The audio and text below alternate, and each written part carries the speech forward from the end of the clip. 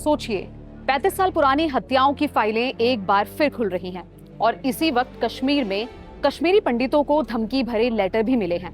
एक तरफ एसआईए पुराने हत्याकांडों की जांच दोबारा शुरू कर रही है, तो दूसरी तरफ घाटी में रहने वाले कश्मीरी पंडितों की सुरक्षा को लेकर चिंता बढ़ी है। Jammu Kashmir state investigation agency यानी एसआईए ने कश्मीरी पंडितों की हत्या से जुड़े कई पुराने मामलों की जांच फिर से शुरू की है। इसमें 1998 का वंधावा नरसंहार, कश्मीरी पंडित नेता टीका लाल टप्लू की हत्या, जस्टिस नीलकंठ गंजू की हत्या, सरला भट्ट हत्याकांड और कश्मीरी पंडित लेखक सर्वानंद कौल प्रेमी और उनके बेटे वीरेंद्र की हत्या का मामला शामिल है। सबसे पहले बात करते हैं वंधावा नरसंहार की।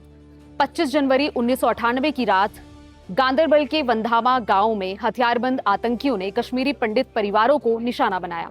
रिपोर्ट्स के मुताबिक लोगों को एक जगह इकट्ठा किया गया और फिर इसके बाद ताबड़तोड़ गोलियां चलाई गईं।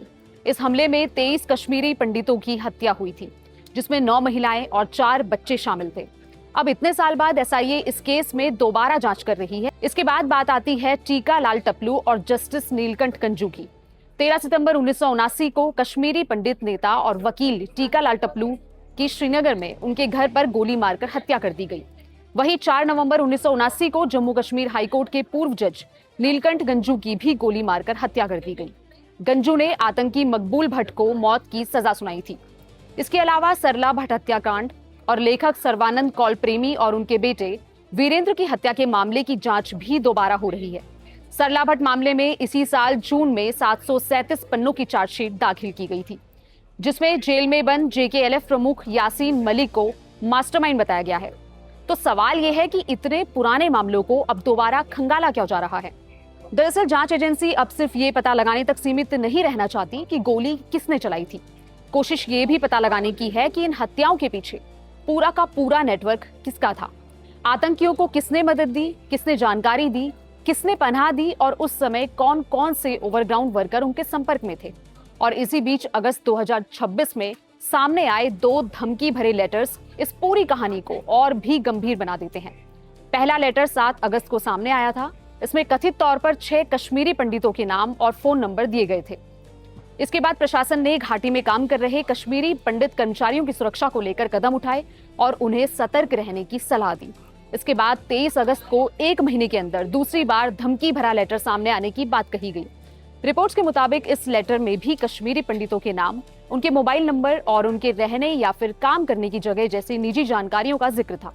खासतौर पर उन लोगों को निशाना बनाए जाने की बात भी सामने आई जो घाटी छोड़कर बाहर चले गए थे और बाद में नौकरी या फिर दूसरे काम के लिए कश्मीर लौटे। अब यहाँ हम आपको कश्मीरी पंडितों की प्रतिक्रिया भी सुनवाना चाहेंगे।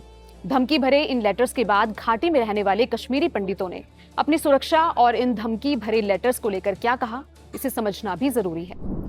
देखिए, थर्ट तो पिछले 37 साल से हमें लगातार मिल रहे हैं। अभी 8 अगस्त को पहला लेटर आया था, अभी इस बारी ये दूसरा, पिछले 15 दिन में दूसरा लेटर है। तो ये हम क्या तौर तरीके बोले, हम तो कश्मीर के मूल निवासी है। कश्मीर हमसे बना हुआ, हमारा बनाया हुआ है, हमारा के हम मूल निवासी है वहाँ के। हमें क्या बदलना है? बदलना अगर है तो आतंकवादियों को अपनी सोच बदलनी पड़ेगी। उनको ये जानना पड़ेगा कि कश्मीर का जो हम बात कर रहे हैं, किससे बात कर रहे हैं और हम किन को बता रहे हैं यहाँ से आप अपने ये रहन सहन बदल दीजिए। कश्मीर का एक अपना इतिहास है, कश्मीर पंडितों का अपना एक इतिहास है, हेरिटेज है जो आज भी वहाँ मौजूद है। जो भी वहाँ पर रूइंस है, बिखरे पड़े हैं, चाहे वो अनंतनाग में हो, बारामूला में हो, मतलब मार्टन टेम्पल हो, अपने अवंतीपोरा में हो, सोनामर्ग साइड में हो जिसको ये हम नारायणा कहते हैं, और भी जगह है, पटन में हो, प्रयासपोरा में हो, वो हमारे वहाँ शेष जो है, हमारे हेरिटेज जो है, वो इतिहास नहीं बदल सकते।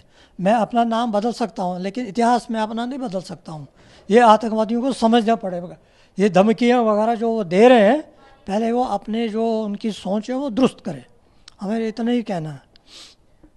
ये नहीं सब पत्र की जांच होनी चाहिए कि वहाँ पत्र नहीं, देखिए वो तो सरकार का काम है। सरकार का काम ये है कि ये जो पत्र आ रहे हैं कौन कर रहा है, इनका तो सरकार को मूल तरीके से खोजबीन करनी चाहिए।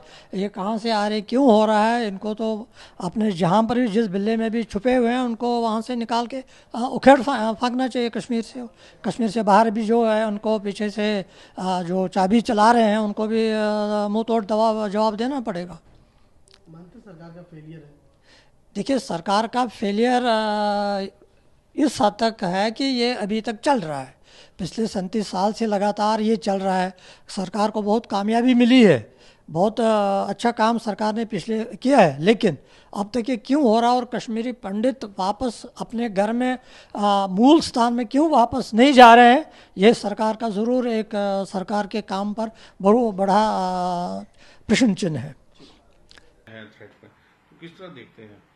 देखिए, ये जो जिस हिसाब से ये यूनाइटेड लिबरेशन काउंसिल, ये कश्मीरी पंडित जो माइग्रेंट हैं जिनको प्राइम मिनिस्टर पैकेज के तहत एक एम्प्लॉयमेंट दी गई है जो जम्मू कश्मीर गवर्नमेंट में और वो कश्मीर में पोस्टेड हैं, उनके नाम, उनकी लिस्ट ऐसे निकलना ये दर्शाता है कि कोई ना कोई जो है डिपार्टमेंट के अंदर ऐसे लोग हैं जो अंडरग्राउंड ओवरग्राउंड वर्कर्स हैं इन जिहादियों के।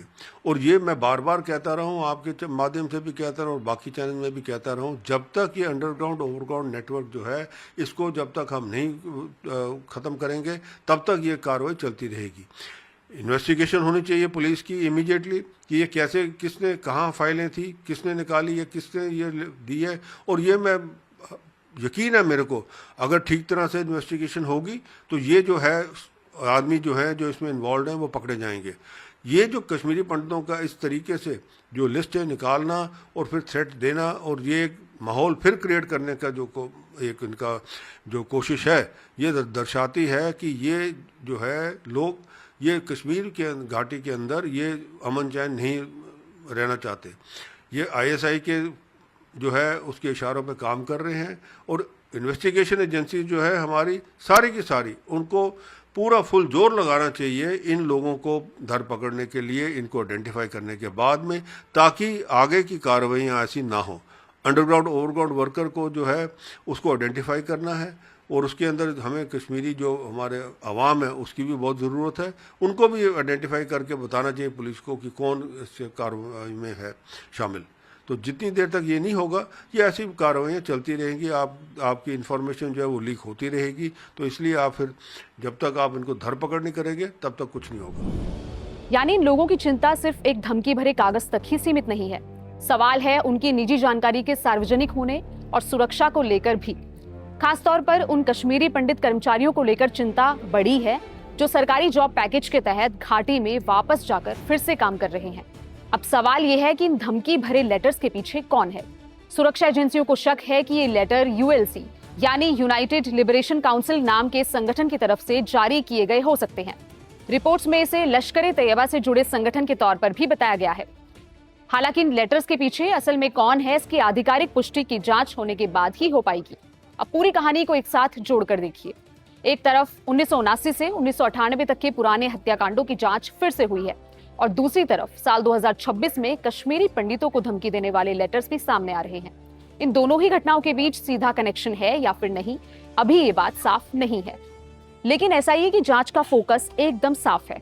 पुराने मामलों में सिर्फ हमलावरों तक नहीं बल्कि पूरे नेटवर्क और उन लोगों तक पहुंचना जिन्होंने आतंकियों की मदद की हो सकती है।